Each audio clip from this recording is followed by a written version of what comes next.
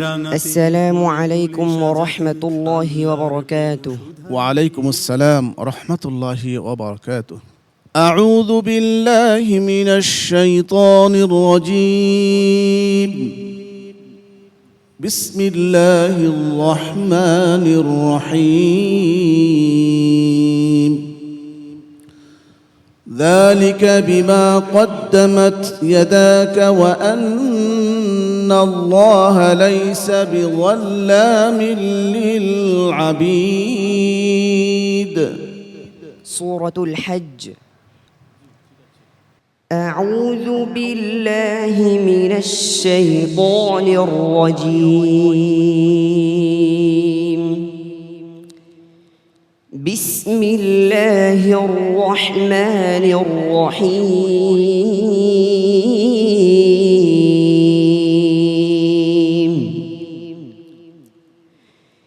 يا أيها الناس اتقوا ربكم إن زلزلة الساعة شيء عظيم.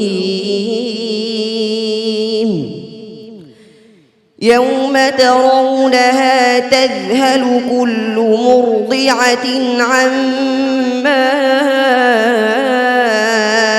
أرضعت وتضع كل ذات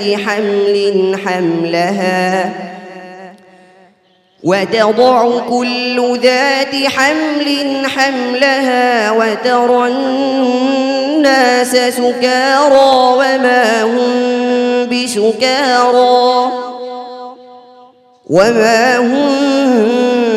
بسكارى ولكن عذاب الله شديد.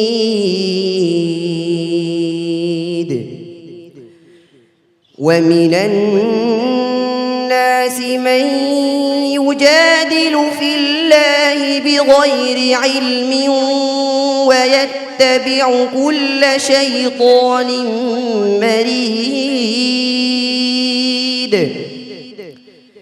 كتب عليه أنه من تولاه فأنه يضله ويهديه إلى عذاب السعير.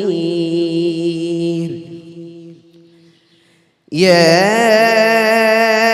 أيها الناس إن كنتم في ريب من البعث فإنا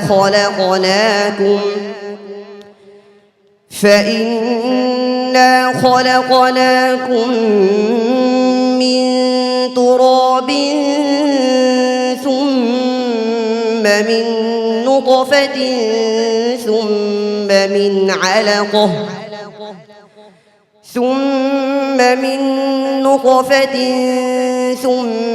من علقة ثم من مضغة مخلقة وغير مخلقة لنبين لكم ونقر في الأرحام ما نشاء إلى أجل مسمى ثم نخرجكم طفلا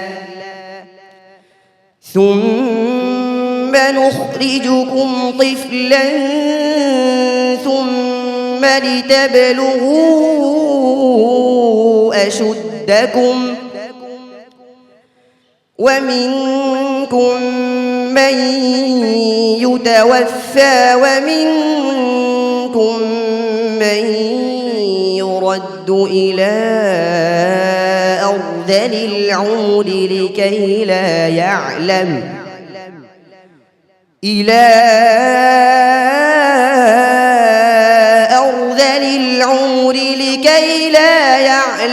من بعد علم شيئا. وترى الأرض هامدة فإذا أرسلنا عليها الماء اهتزت وربت وأنبتت من كل زوج بهيج ذلك بأن الله هو الحق وأنه يحيي الموتى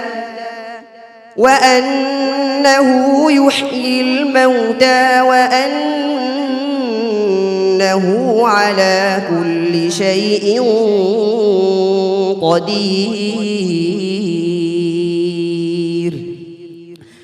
وأن الساعة آتية لا ريب فيها وأن الله يبعث من في القبور ومن الناس من يجادل في الله بغير علم ولا هدى ولا كتاب منير জি এটি আবার বলো ওমিনান নাস ومن الناس من يجادل في الله بغير علم ولا هدى ولا كتاب منير হাসবুক সাদাকাল্লাহুল আযীম صدق الله العظيم কি বলবো তোলপাড় অবস্থা।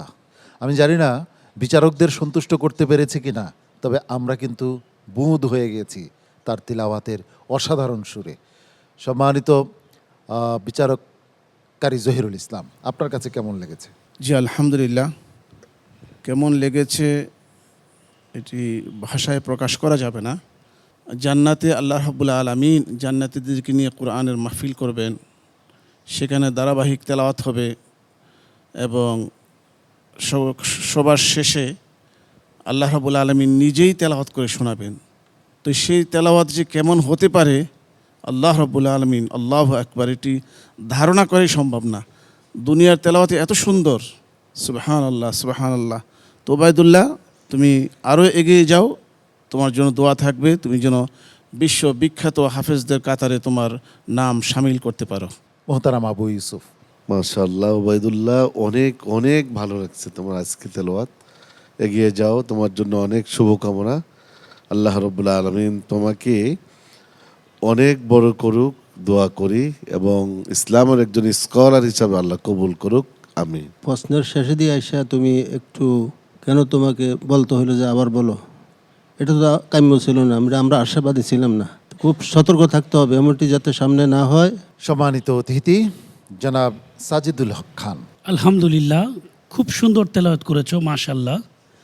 আমার দৃষ্টিতে তোমরাই হচ্ছ জাতির শ্রেষ্ঠ সন্তান। আমি তোমার সাফল্য কামনা করছি।